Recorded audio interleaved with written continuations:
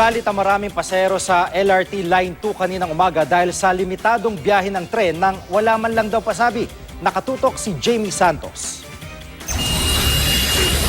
Cellphone video ito ng cameraman ng GMA News na sakay ng LRT Line 2 pasado alas 9 ng umaga kanina.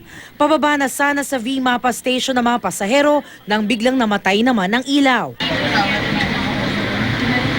Brown out ba? Kasalanan ko pa, nag-out tayo. Pwede naman daw doon sarap ng mga bobo yan. Pagbaba nila, may nagreklamo sa gwardya at tauhan ng LRT. Inform them na hindi kayo makakadiretso from red ng galing papuntang red.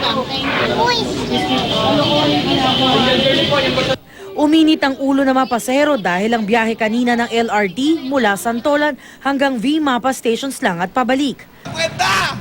LRT lang kwenta sa pera namin. Oo, pagpang. Sabi ng mga pasahero, inabisuhan silang may technical problem ang LRT pero di naman daw ipinaliwanag kung ano mismo ang problema. Sabi ng isa, sa J. Ruiz Station pa lang tumigil na ang bagon. Ilang minuto raw silang natenga roon at nang umandar, ubod naman daw ng bagal. Ang iba nagreklamo sa dagdag gastos dahil magdodoble sakay sila. Sobrang abala po. Kasi may mga pasok po kami lahat eh. Paliwanag ng pamunuan ng LRT, hindi natapos ang maintenance ng riles na inumpisahan noon pang Disyembre kaya limitado ang operasyon kanina. Yung nakaschedule kagabi, may mga portions tayo between Recto at saka Ligarda na naging critical at hindi natapos kagad. Nagbalik normal ang operasyon ng LRT bago magtanghali kanina. Jamie Santos, Nakatutok, 24 Oras.